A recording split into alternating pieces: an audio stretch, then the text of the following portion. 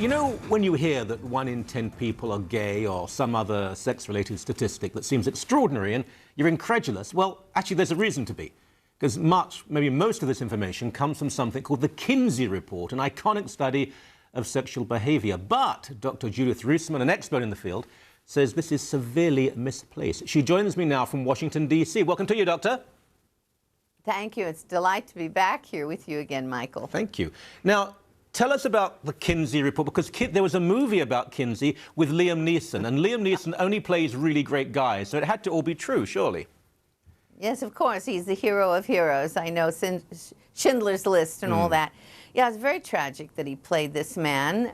Yeah, Dr. Alfred Kinsey was indeed a homosexist. That is, he believed in the superiority of homosexuality or bisexuality, however you want to put it. He was a sadomasochistic psychopath. This is all documented. No surprise, of course, a pornography addict, naturally.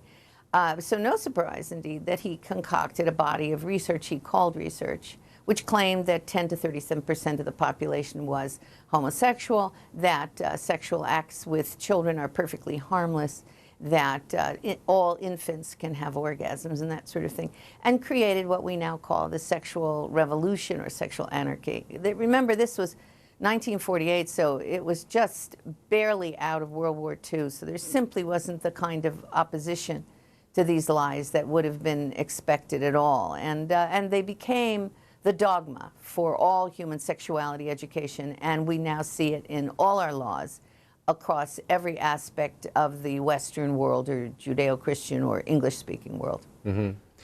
Entire government policies in the Western world in particular have been conducted, created around this. Absolutely. You were just speaking a few moments ago about I just caught the end of it, but certainly I've been following the UNESCO policies and Planned Parenthood, International Planned Parenthood Federation, and that sort of thing, and our recent injections, not inoculations of little children for Hep B was before, but HPV now.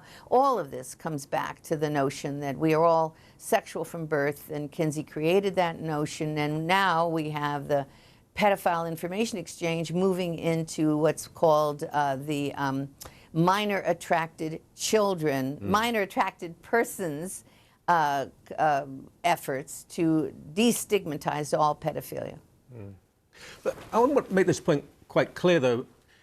I work with a number of people who are gay, know many people who are gay, that they will be appalled by any victimization of children. They have no agenda, they simply want to be respected, and they deserve respect. There's a difference between being gay and having a radical sexual agenda, isn't there? Well, of course there's a difference. The big problem is that we're not finding the homosexual movement speaking out on this. And I keep waiting for a march like the Gay Rights March. I keep waiting for a march of homosexuals who challenge the pedophile movement, which is absolutely encroaching and moving in on every aspect of homosexual demands, if you will, in the classrooms and so forth. No, this is a real problem, and it's a problem that should be addressed by the homosexual movement, and it's not being addressed at this point at all. What we're looking at is a massive takeover by the pedophile world, that is dominated even by people who've been advising the Catholic Church. Dr. Fred Berlin, who was advisor to the Catholic Church on pedophilia, just was the keynote speaker at the conference I attended on minor attracted persons, the effort to destigmatize all aspects of pedophilia and make it a legitimate, sexual orientation, indeed. Is what was defined at that conference. No, but this man is still advising the Roman Catholic Church?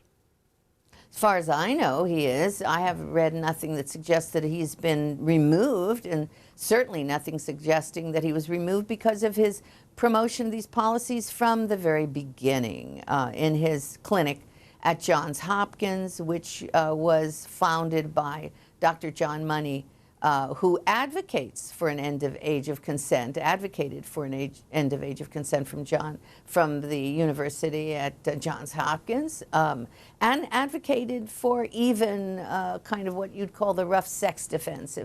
if a boy and a man actually, you know, one of them died as a result of what he called a sadomasochistic ritual. This is insane. This whole thing is insane. And these were the big advisors, yes, to the Catholic Church for many years. And money is dead, but as far as I know, Dr. Berlin still advises. This is staggering because, again, most people, Canada, the United States, that reasonable, decent, kind people, they simply want to coexist. They may have certain issues with people of a different sexuality, but live and let live. But this is radically different. Let's talk about Kinsey a little more, because, again, it's not that people quote Kinsey very often, but he's thought to be this great iconic father figure of sexual liberation. You're saying that children were raped in his clinic and he was fully aware of it? Oh, absolutely, yes. This is the most amazing violation of scientific, well, it's worse than Guatemala.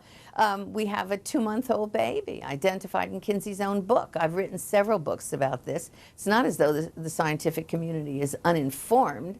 It is, however, that they are protecting their turf. They've been quoting him for so long. A 2-month-old baby being tested, quote unquote, for orgasm.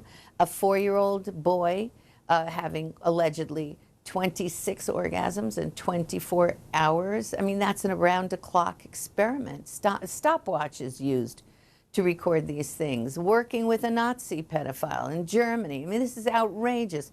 And I have been unable to break through the control of the scientific world, which shocked me, I must say, in the beginning, because there's so much connected. There is so much money associated and so many prestigious names associated with Kinsey, so much so that we got Liam Neeson playing him in a major Fox, you know, film to celebrate him, as though we were all idiots during World War II and didn't know anything about sex until Kinsey came along. Well, Ludicrous. That actually is an interesting point, because there's always this assumption from people, tends to be people who have fairly large families generally, that they know nothing. They know nothing about sex and they're frightened of it. And we have these very severe, sort of narrow people with no children or 1.2 children who want to take over. And increasingly in this country, and we see this open wound now within Ontario, the state, parents aren't doing their job, no one procreates, so the state will come in and tell you how to do it properly.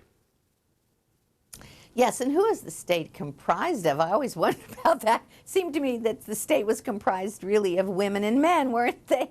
So who are they to tell the parents how to do whatever it is they're supposed to be doing properly? No, the state is encroaching everywhere. The children are being taken from their parents.